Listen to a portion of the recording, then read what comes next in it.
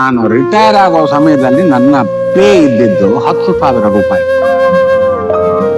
ಪ್ರತಿ ತಿಂಗಳು 31ನೇ ತಾರೀಕು ಪಾಸ್ಬುಕ್ ನೋಡಿ ಚೆಕ್ ಸೈನ್ ಮಾಡ್ಬೇಕಾಗಿತ್ತು.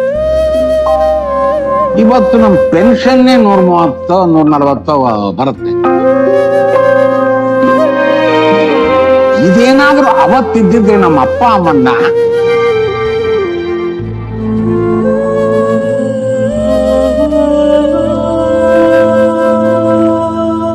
ಇನ್ನೊಂದು ಸ್ವಲ್ಪ ಚೆನ್ನಾಗಿ ನೋಡ್ಕೋಬಹುದಾಗಿತ್ತೇನು.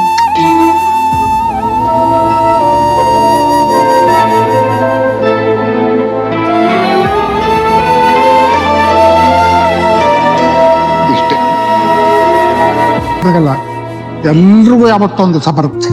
ಅದಕ್ಕೆ ಕಷ್ಟ ಆದ್ರೂ ಪರವಾಗಿಲ್ಲ, ಅವ್ರು ಬೇಕಾದ್ರೆ ಚೆನ್ನಾಗಿ ನೋಡ್ಕೊ. ಕಷ್ಟ ಆದ್ರೂ ಪರವಾಗಿಲ್ಲ, ಅಪ್ಪ ಅಮ್ಮನೇ ಚೆನ್ನಾಗಿ ನೋಡ್ಕೊಳ್ಳಿ.